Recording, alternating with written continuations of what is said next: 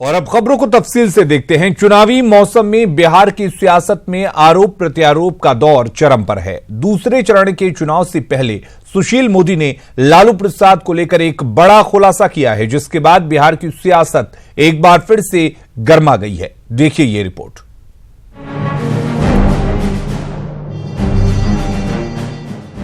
बिहार में एक बार फिर सियासी संग्राम मच गया है। सुशील मोदी ने कहा है कि लालू प्रसाद अपनी जरूरत के लिए किसी का भी पैर पकड़ सकते हैं। उन्होंने कहा है कि लालू प्रसाद चारा घोटाले में सीबीआई से मदद के लिए संघ और बीजेपी की शरण में आए थे और नीतीश सरकार को गिराने का भरोसा भी दिया था, जिसकी जानकारी जेडीयू को भी थी।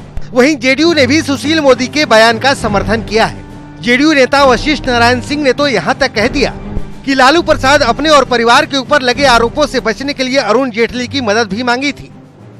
प्रेमचंद गुप्ता को अरुण जेटली के पास एक नहीं दो बार भेजा और फिर तीसरी बार खुद प्रेमचंद गुप्ता को लेकर अरुण जेटली से मिलने गए और उनका बार बार यही आग्रह था कि सीबीआई से मुझे बचाइए, सीबीआई में हमारी मदद कीजिए।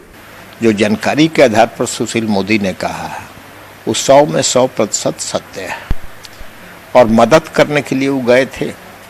और मदद सुशील उनके यहाँ अरुण जेटली के यहाँ किस काम के लिए गए थे, आप सोच लीजिए। वहीं आरजेडी और महागठबंधन के नेता सुशील कुमार मोदी पर लोकसभा चुनाव में हार की आहट से बौखलाहट भरा आरोप बता रहे हैं। अनर्गल आरोप ये लोग राष्ट्रीय जनता दल के नेता आदरणीय लालू प्रसाद जी पर और राष्ट्रीय जनता दल पर लगाने का काम कर रहे हैं। ये साबित कर दिया है जो ये परास्त हो चुके हैं। कोई एलिगेशन नहीं है, ये बनावटी एलिगेशन है। चुनाव के समय में राष्ट्रीय परिप्रेक्ष्य में भी लोगों को भरमा करके वोट लेना चाहते हैं एनडीए में, यही एक उपाय माननीय सुशील कुमार मोदी जी करके इस तरह का शगुफा छोड़े हैं। इन बातों का इस चुनाव से क्या लेना देना? चुनाव हो रहे हैं मोदी सरकार के 5 साल के क्रियाकलापों पर, आप उस पर क्यों नहीं बात करते? चुनावी माहौल में लालू पर सुशील मोदी के आरोपों में कितना दम है, इस पर जेडीयू ने तो अपनी मुहर लगा दी है। लेकिन यदि सुशील मोदी सच बोल रहे हैं तो मौजूदा हालात में ये आरोप लालू और महागठबंधन के लिए हानिकारक जरूर हो सकता है। Bureau report, news 18 network. तो लालू प्रसाद पर सुशील मोदी के आरोपों के बाद बिहार की सियासत गर्मा गई है। आरजेडी और कांग्रेस का कहना है कि सुशील मोदी के तमाम आरोप बेबुनियाद हैं। कांग्रेस का कहना है कि ऐसे वक्त में इन बयानों का कोई मतलब नहीं है। तो जेडीयू का कहना है कि समय पड़ने पर लालू किसी के पैर पकड़ सकते हैं। बयानबाजी करने में बहुत एक्सपर्ट है, वो बयान ही देते हैं और कुछ इसके अलावा करते नहीं। इन बातों का इस चुनाव से क्या लेना देना? चुनाव हो रहे हैं मोदी सरकार के 5 साल के क्रियाकलापों पर, आप उस पर क्यों नहीं बात करते? और अगर कौन नेता कहाँ मिला, अगर इस पर बात करें। देखिए, सुशील कुमार मोदी जी षड्यंत्रकारी हैं और उन पर बिहार की जनता भरोसा नहीं करती है। राष्ट्रीय जनता दल के राष्ट्रीय अध्यक्ष आदरणीय लालू प्रसाद जी मिट्टी और गिट्टी में मिल जाएंगे, लेकिन भाजपा में कभी नहीं जाएंगे। कई बार कई मंचों से कह चुके हैं, पैरवी करने का सवाल कहाँ, ये उठता ही कहाँ से है। लालू यादव का इतिहास सब कोई जानता है। जो सुशील मोदी ने आज बताया भी कि छात्र संघ से लेके 1990 में सरकार बनाने से लेके तमाम ऐसे मौके पे जब भी लालू को जरूरत पड़ी है, रामविलास जी भी कहते हैं कि लालू यादव ऐसे व्यक्ति रहे हैं कि एक हाथ गर्दन पे और एक हाथ पाँव पे रहता है। पाँव पकड़ने में तो लालू यादव उस्ताद नहीं है, किसी का ही पाँव पकड़ना हो, चाहे नीतीश जी का पाँव पकड़ना हो या आरएसएस का पाँव पकड़ना हो। लेकिन मुझे आश्चर्य एक बात की है, लालू जी में तो रिम्स में हरिश्चंद्र का भूत घुस गया था। गोपालगंज टू रायसीना जो किताब है उसमें इस बात का जिक्र करते हैं ना। टिकट नहीं मिलने से नाराज अली अशरफ फातमी ने इस्तीफा दे दिया है। उन्होंने आज पार्टी की प्राथमिक सदस्यता से भी इस्तीफा दिया। फातमी मधुबनी सीट से निर्दलीय पर्चा भरेंगे। पार्टी छोड़ने के बाद उन्होंने तेजस्वी यादव पर सवाल उठाया और कहा कि पार्टी ने 6 साल के लिए बिना नोटिस निकाल दिया, जबकि तेज प्रताप पर रोज पार्टी के खिलाफ बोलते हैं, उन पर कार्रवाई क्यों नहीं की गई है। बता दें कि अली अशरफ फातमी मधुबनी सीट से चुनाव लड़ना चाहते थे, लेकिन महागठबंधन के कोटे में ये सीट वीआईपी के पास चली गई, जिसके बाद उन्होंने बगावत कर दी। एक तरफ जब तेज प्रताप जाते हैं जहानाबाद, या वो कहते हैं कि हम शिविर भी जाएंगे कैंडिडेट लड़ाने, तो उन पे शो कॉज भी नहीं होता, उनसे पूछा भी नहीं जाता है। शायद राजद परिवार उतना ही है मैं राजद परिवार में नहीं हूं, नहीं था, अब तो कल की बात हो गई, नहीं था, तो मुझे बगैर नोटिस के, बगैर बातचीत के 6 साल के लिए पार्टी से निकाल दिया जाता है। और तेज प्रताप से आप पूछ भी नहीं पाते हैं कि आप ये काम क्यों कर रहे हैं। सुपौल में सीएम नीतीश कुमार ने चुनावी सभा को संबोधित किया। इस चुनावी सभा में ऊर्जा मंत्री विजेंद्र यादव, मंत्री रमेश ऋषिदेव और जेडीयू के महासचिव संजय झा भी मौजूद थे। सभा को संबोधित करते हुए सीएम नीतीश ने बिहार सरकार की उपलब्धियां जनता को गिनाई, साथ ही लालू राबड़ी पर निशाना साधा।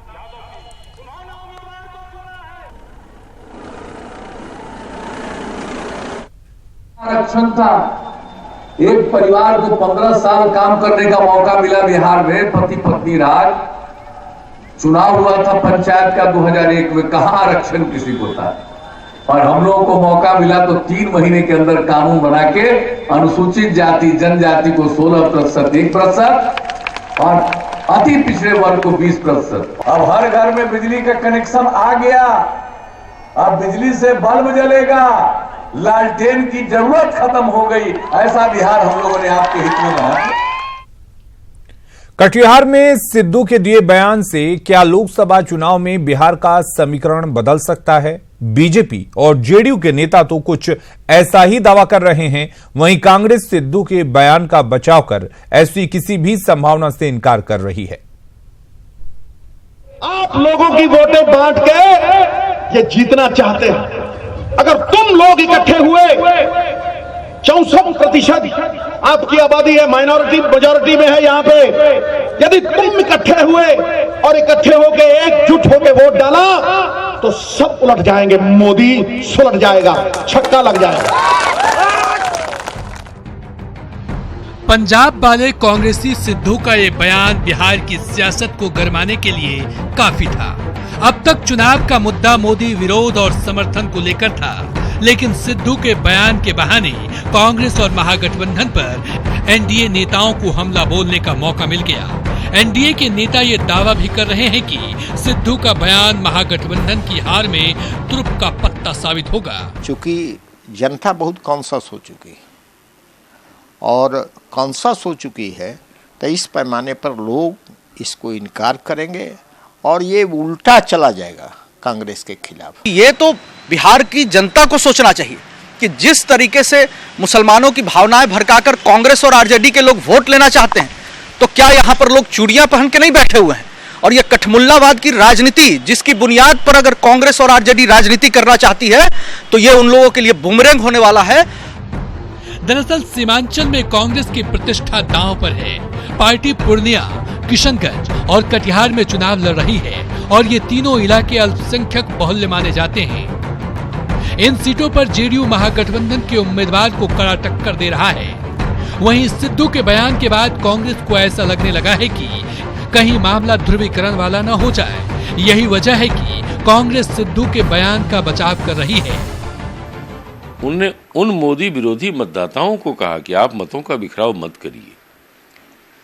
जिन लोगों ने बीजेपी को वोट नहीं दिया, उन सबको उन्होंने कहा कि आप संगठित होइए, अब मोदी को परास्त कीजिए। बहरहाल सिद्धू ने बयान देकर बिहार की सियासत गरमा दी है। अब उनका बयान महागठबंधन को फायदा देता है या नुकसान, इसका पता तो 23 मई को ही चल पाएगा। न्यूज 18 बिहार के लिए पटना से आनंद अमृतराज की रिपोर्ट। कांग्रेस पार्टी वोटोक्रेसी का एजेंडा चलाकर देश को बांटने का प्रयास कर रही है और यही वजह है कि राहुल गांधी आज जिन्ना के एजेंडे पर चलकर दूसरा जिन्ना बनने का प्रयास कर रहे हैं। ये आरोप लगाया है बेगूसराय से बीजेपी प्रत्याशी गिरिराज सिंह ने। गिरिराज सिंह ने कहा कि नवजोत सिंह सिद्धू राहुल के दूत बनकर पाकिस्तान जाते हैं और वहां के पीएम से मशवरा करते हैं। कटिहार की रैली में सिद्धू के बयान से ये साफ हो गया है कि जब उन्होंने अल्पसंख्यकों से बीजेपी के विरोध में वोट करने की अपील की। कांग्रेस पार्टी और विपक्ष आतंकवादियों से जाके गले मिलते हैं, पत्थरबाजों के पक्ष में खड़े होते, सुरक्षाकर्मी सैनिकों को गाली देते, और राहुल जी के दूत के रूप में जब सिद्धू पाकिस्तान जाते तो वहां बाजवा जो आतंकवादियों का हेड है उससे गले मिलते और इमरान खान प्रधानमंत्री की तारीफ का पुल बांधते। फिर ये कड़ी को और आगे बढ़ाते हैं। ये गए अमेठी से निराश होकर के केरल में चुनाव लड़ने के लिए। अब मुस्लिम लीग का झंडा ऐसा था कि लगा कि राहुल गांधी के झंडे उसमें खो गए और वो दृश्य लग रहा था पाकिस्तान का दृश्य। सुपौल में कांग्रेस प्रत्याशी रंजीता रंजन के विरोध में आरजेडी पूरी तरह से गोलबंद हो गया है। आरजेडी ने अपने कार्यकर्ताओं से निर्दलीय प्रत्याशी दिनेश यादव को वोट देने की अपील की है। आरजेडी विधायक और पार्टी के जिलाध्यक्ष यदुवंश के नेतृत्व में हुई बैठक में राजद कार्यकर्ताओं ने रंजीता रंजन को हराने के लिए डोर टू डोर विजिट करने का संकल्प लिया। उम्मीदवार दिनेश प्रसाद यादव जी के समर्थन में एकजुट होकर के कार्य करने का संकल्प लिया। लावहु लक्ष्मण धनुष्मान बिन भय हो ही न प्रीत। अब हम लोगों की यही स्थिति हो गई है कि इनसे कठोर मुकाबला करना जरूरी है कि राष्ट्रीय जनता दल को भी पप्पू रंजित कांग्रेस राजद बना दें। इस मंशा को कार्यकर्ता भली भांति जानते हैं। तमाम राजनीतिक दलों ने अपना चुनावी घोषणा पत्र जारी कर दिया है, लेकिन जेडीयू ने अपना घोषणा पत्र जारी नहीं किया है। जेडीयू की तरफ से दावा किया जा रहा है कि घोषणा पत्र इस महीने के अंत तक जारी होगा। साथ ही जेडीयू ने यह भी कहा है कि घोषणा पत्र जारी करना कोई बाध्यता नहीं है। वहीं विरोधी जेडीयू पर चुटीले अंदाज में हमला बोल रहे हैं। जहां तक घोषणा पत्र का है, चुनाव आयोग से इसकी लिबर्टी है कि यदि चाहें तो आप घोषणा पत्र नहीं भी जारी कर सकते हैं, जारी भी कर सकते हैं। तो हम इस महीना के लास्ट तक घोषणा पत्र जारी करेंगे। जेडीयू कभी घोषणा पत्र जारी नहीं करेगी, क्योंकि घोषणा पत्र में तो उन्हें उन बातों का उल्लेख करना पड़ेगा ना जो नीतीश जी बोलते रहते हैं। धारा 370 को लेकर, राम मंदिर वाले इशू पे, जहां वो क्लेम करते हैं कि वो बीजेपी से अलग हैं, उनकी सोच अलग है, लेकिन घोषणा पत्र में तो इन चीज़ों का उल्लेख उन्हें करना पड़ेगा। तो बेहतर रास्ता चुना है कि घोषणा पत्र जारी मत करो। हम पार्टी ने नालंदा सीट से अपने उम्मीदवार का ऐलान कर दिया है। नालंदा से हमने अशोक आजाद को अपना उम्मीदवार बनाया है। आज जीतनराम मांझी ने अपने आवास पर अशोक आजाद को पार्टी सिंबल दिया। जीतनराम मांझी ने नालंदा सीट से जीत का दावा करते हुए कहा कि इस बार नीतीश कुमार का किला ध्वस्त हो जाएगा। अशोक आजाद 26 अप्रैल को नामांकन करेंगे। का चुनाव नालंदा में है, पटना प्रमंडल में। नालंदा में बहुत पहले से हम लोग तय कर लिया था कि वहाँ पर अशोक आज़ाद को हम लोग देंगे टिकट। और चूँकि अब 26 तारीख को ये नॉमिनेशन करने जा रहे हैं, आज ये आए हमारे पास, आज इनको हमने सिंबल दिया है और हमको पूरा विश्वास है कि इस बार नीतीश कुमार जी का नालंदा में भी हम लोग उनका गढ़ ढाएंगे। किनसे टक्कर? जो अपना मुंह छिपाए चलते हैं उनसे कोई टक्कर होती है क्या? मुख्यमंत्री जी ने इतने साल तक अति पिछड़ों को टोकरी में छुपा के रखे थे, जो बाहर आ गया। और रुक करेंगे इस वक्त एक बड़ी खबर की। हजारीबाग के गिद्दी से जुड़ा है मुंगेर AK-47 का तार। मुनाजिर हसन उर्फ लक्की के घर पर एनआईए का छापा पड़ा है। एनआईए के RS चौरसिया के नेतृत्व में छापा पड़ा है। छापेमारी में करीब 3.5 लाख रुपए के RTGS के पेपर मिले हैं। LIC और बैंक के कागजात को भी जब्त किया गया है। घर में रखा 1 बोरा सिक्का भी जब्त हुआ है।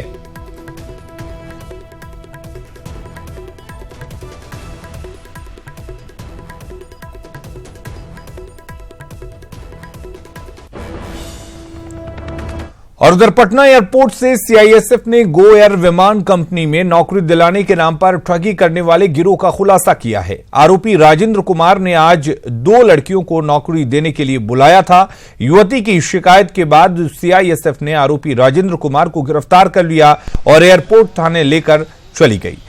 पीड़िता के मुताबिक पहले 10,000 रुपये रिश्वत ली गई थी।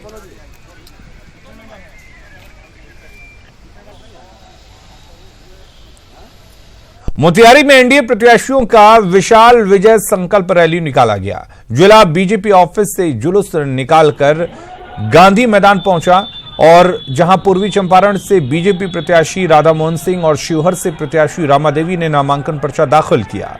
राधा मोहन सिंह ने निर्वाची पदाधिकारी सह अपर समाहर्ता के सामने पर्चा दाखिल किया। वहीं शिवहर की प्रत्याशी रामा देवी ने डीएम के सामने पर्चा दाखिल किया।